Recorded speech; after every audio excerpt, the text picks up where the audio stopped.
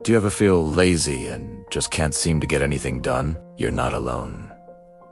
But what if I told you that laziness as a personality trait doesn't really exist? From a psychological perspective, that feeling of being lazy is often a symptom, not the cause. It's a signal our brain sends us when something else is going on.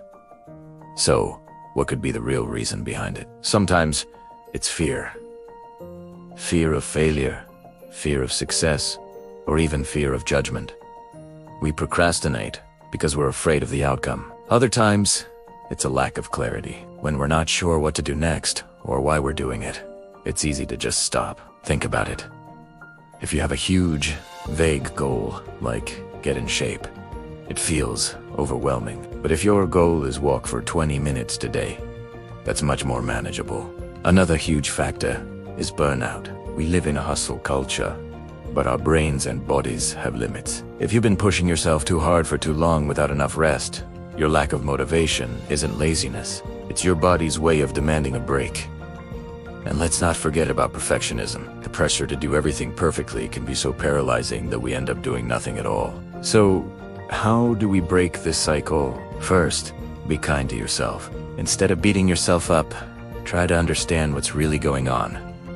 Are you scared? Overwhelmed?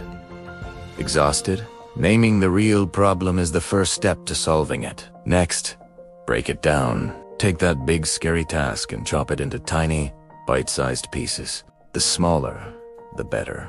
Try the 2-minute rule. If a task takes less than 2 minutes, do it immediately. This builds momentum and makes you feel accomplished. Also, connect with your why.